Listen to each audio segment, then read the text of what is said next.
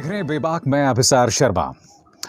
तो पश्चिम बंगाल में भारतीय जनता पार्टी ने अपना दमखम पूरा उतार दिया है। गृह मंत्री अमित शाह पूरे लाओ लश्कर के साथ उतर गए हैं।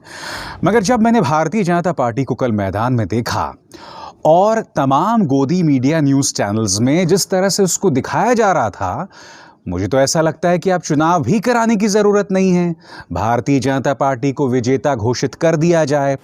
मगर आप जानते हैं उससे भी बड़ी बात क्या? उससे भी बड़ी बात यह कि मुझे शहनाज गिल की ये बात याद आ गई। साडा कुत्ता टॉमी, साडा कुत्ता कुत्ता। जी हां, साडा कुत्ता कुत्ता, तुआडा कुत्ता। जी हां, मैं क्यों कह रहा हूं मैं आपको बताता हूं। क्योंकि आपको याद होगा कि सरकार ने शीतकालीन सत्र यानी कि संसद के विंटर सेशन को रद्द कर दिया है। क्यों? क्योंकि सरकार का कहना है कि कोरोना का कहर है, अगर हमने शीतकालीन सत्र कर दिया तो कोरोना फैल जाएगा। अब मैं आपको एक छोटा सा नजारा दिखाना चाहता हूं अमित शाह जी के रोड शो का। ये देखिए, पूरे लाओ लश्कर के साथ अमित शाह यहां उतरे हुए हैं। मैं आपसे पूछना चाहता हूं, इतनी जबरदस्त भीड़ और ये जनसभा देखिए, यहां पर जो भीड़ लाई गई है, उसके बाद आप मुझे बताइए पश्चिम बंगाल में कोरोना क्या कहेगा? हेलो, बाय बाय, टाटा कह के उड़ जाएगा? नहीं होगा ना। तो शहनाज सही कह रही थी। क्या कह रही थी? फिर सुनिए। साडा कुत्ता टॉमी, साडा कुत्ता कुत्ता। मैं आपको ये क्यों कह रहा हूं दोस्तों कि जब विपक्ष सवाल पूछने के लिए आता है तब आप संसद का शीतकालीन सत्र ही रद्द कर देते हैं, ये कहते हुए कि साहब कोरोना है। मगर पश्चिम बंगाल में इस तरह से आपने पूरा रोड शो किया, यहां पर आपने कहीं पर भी देखा कोरोना को लेकर कोई खास ख्याल नहीं रखे गए थे। यहां तक कि मैंने अमित शाह को भी हर जगह जाते हुए देखा और गृह मंत्री, माननीय गृह मंत्री जो हैं, उनके फेस पर कहीं मास्क नहीं था। तो बताइए ना, दूसरों के लिए कोरोना और आप जो मर्जी करें। अब एक दूसरी चीज पर गौर कीजिए। आपकी स्क्रीन पर ये हैं सुवेंदु मुखर्जी, एक एमएलए हैं टीएमसी के, जो अब शामिल हो गए हैं बीजेपी में। अब ये तस्वीर देखिए, अमित जी के पैर पड़ रहे हैं। मैं जानता हूं कि अमित जी की उम्र 56 साल की है और सुवेंदु मुखर्जी की उम्र 50 साल की है और बड़े भाई के तो पैर पड़ने ही चाहिए। मगर सवाल ये पूछा जाना चाहिए कि ये पैर इज्जत के चलते पड़े जा रहे हैं या अपनी जान बख्शने के लिए पड़े जा रहे हैं? तो मैं आपको दिखाता हूं ये तस्वीर। आज से 4 साल पहले भारतीय जनता पार्टी ने इन दो नेताओं पर करारा हमला बोला था, नारदा स्टिंग खबर के जरिए। जी हां, कथित तौर पर एलिजिडली सुवेंदु मुखर्जी और मुकुल राय दोनों एक स्टिंग में पकड़े गए थे, कथित तौर पर रिश्वत लेते हुए। 4 साल पहले बीजेपी ने धज्जियां उड़ा दी थीं इस तरह से इस खबर को जाहिर करके। अब ये दोनों नेता बीजेपी में शामिल हो गए हैं। तो अब बताइए ना, भ्रष्टाचार को लेकर आप ममता बनर्जी पर तो हमला कर रहे हैं, मगर यहां पर ये दोनों ही भारतीय जनता पार्टी में डुबकी लगाने के बाद साफ हो गए। तो क्या कहा था शहनाज ने? साडा कुत्ता टॉमी, साडा कुत्ता कुत्ता। जी, बिल्कुल सही कहा कि तुआडा कुत्ता टॉमी और दूसरों का कुत्ता कुत्ता।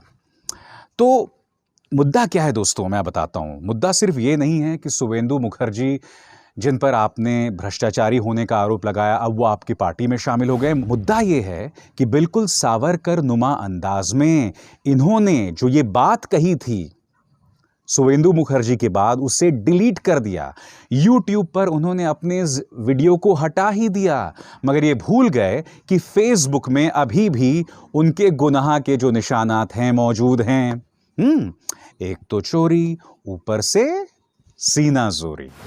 तो दूसरों पर जब आप भ्रष्टाचार के आरोप लगा रहे हैं और दूसरों के कथित भ्रष्टाचारी आपके पार्टी में शामिल हो जाएं, तो सही कहा था ना शहनाज ने।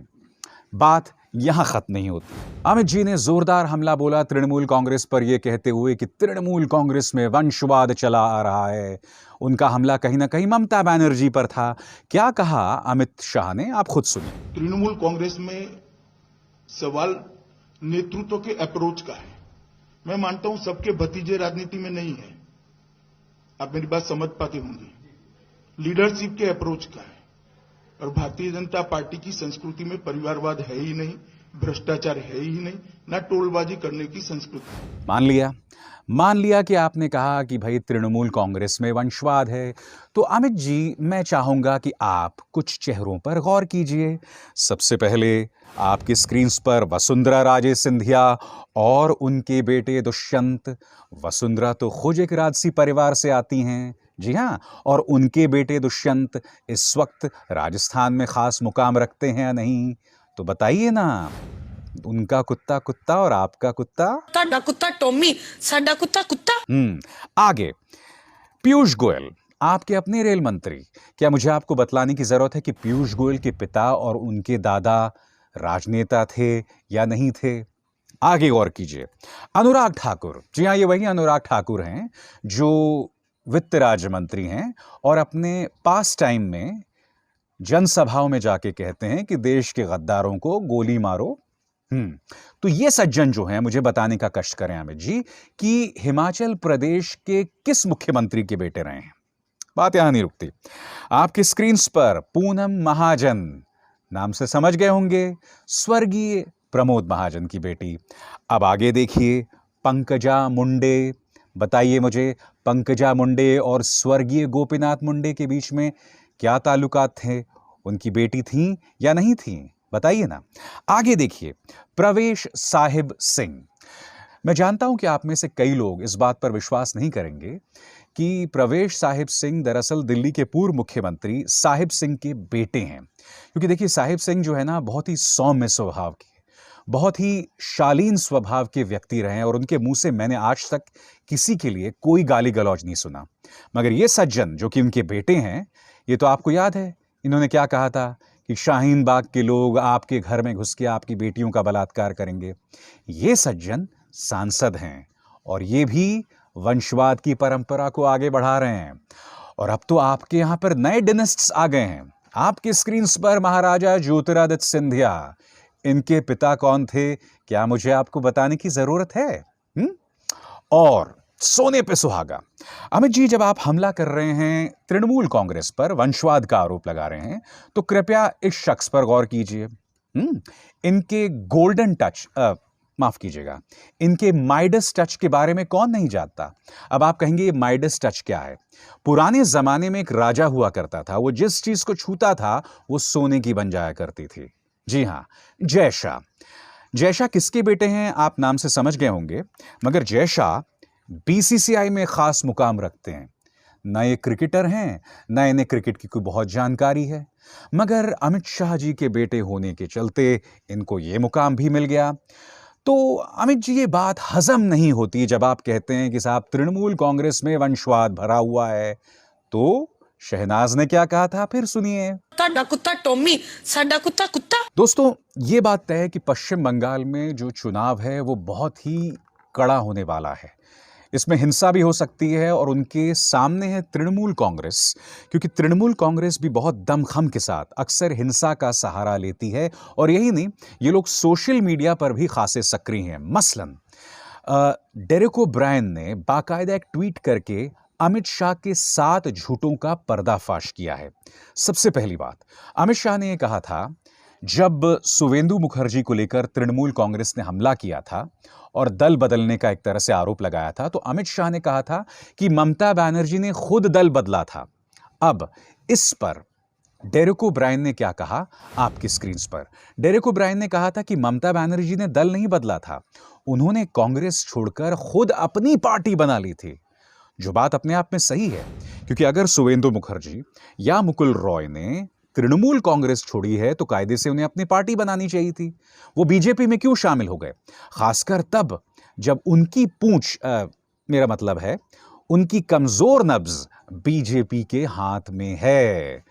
तो यही नहीं, डेरेक ओब्रायन ने बाकायदा अमित शाह के एक एक दावे का पर्दाफाश किया है। आगे देखिए, उन्होंने यह भी कहा था, अमित शाह ने, कि बंगाल सरकार ने किसानों को 6,000 रुपए नहीं दिए और आयुष्मान भारत को लागू करने में रोड़े अटकाए। इसके जवाब में डेरेक ओब्रायन ने क्या कहा, आपकी स्क्रीन्स पर। बंगाल राज्य की जो स्वास्थ्य योजना थी वो आयुष्मान भारत से 2 साल पहले शुरू हो गई थी, जो 1.4 करोड़ परिवारों को 5 लाख हर साल दिए जाते हैं। यही नहीं दोस्तों, ये तस्वीर देखिए, यहां पर आप अमित शाह को देख रहे हैं, एक किसान के घर में बैठकर खाना खा रहे हैं। इस पर तृणमूल कांग्रेस ने किस तरह से हमला किया है ये मैं आपको बताता हूं। यहां पर उन्होंने प्रधानमंत्री नरेंद्र मोदी का 2014 से पहले का एक बयान यहां पर रखा है। वो बयान क्या कह रहा है आपके सामने। मोदी कहते हैं कि कांग्रेस नेता गरीबों के पर्यटन में खासियत रखते हैं। वो कैमरेस के साथ गांव पहुंच जाते हैं, गरीबों के साथ बैठते हैं और उनका खाना खाते हैं और पिक्चर्स जो हैं वो खिंचवाते हैं। जी हां, इस तरह से आप देख सकते हैं तृणमूल कांग्रेस एक्सपोज कर रहा है बीजेपी को। क्या तृणमूल कांग्रेस को एक्सपोज नहीं किया जाना चाहिए? बिल्कुल किया जाना चाहिए दोस्तों। इस कार्यक्रम को करने का मकसद क्या था? मकसद यह था कि बीजेपी करे तो ठीक, दूसरे करें तो गलत। और यही नहीं, कल पूरे दिन देखा आपने सिर्फ और सिर्फ अमित शाह को मुख्य धारा की मीडिया ने कवरेज दिया। तृणमूल कांग्रेस का बिल्कुल भी पक्ष नहीं डाला गया। मान लो अभी से इन्होंने फील्डिंग शुरू कर दी है बीजेपी की। और सबसे बड़ी बात, मैं आप लोगों से जानना चाहता हूं कि कितने न्यूज चैनल्स ने किसानों के प्रेस कॉन्फ्रेंस को दिखाया? बताइए ना, कितने न्यूज चैनल्स ने दिखाया? क्या यह सवाल नहीं उठना चाहिए? किसी भी न्यूज चैनल ने इसे नहीं दिखाया। ऐसे में शहनाज गिल जो कह रही हैं गलत थोड़ा ना कह रही हैं। फिर से सुनिए। ਤੁਹਾਡਾ ਕੁੱਤਾ ਟੋਮੀ ਸਾਡਾ कुत्ता कुत्ता। हकीकत यह है दोस्तों कि पिछले कुछ अरसे से मीडिया जो है ना वो बीजेपी का पालतू बन गया है, बीजेपी का टॉमी बन गया है और उससे सवाल करना तो बहुत दूर की बात है। तो ऐसे में अगर किसान उससे नाराज है, अगर विपक्ष मीडिया से नाराज है, तो वो क्या गलत है? क्या अगर वो मीडिया को कटघरे में रखता है तो क्या वो गलत है? तो बेबाक के इस एपिसोड में बस इतना ही। अभिसार शर्मा को दीजिए इजाजत। मेरी आप सबसे अपील कि इस कार्यक्रम को ज्यादा से ज्यादा लोगों के साथ शेयर कीजिए और अपने ग्रुप्स में, अपने व्हाट्सएप ग्रुप्स में और अपने दोस्तों के साथ इसे साझा कीजिए। अभिसार शर्मा को दीजिए इजाजत। नमस्कार।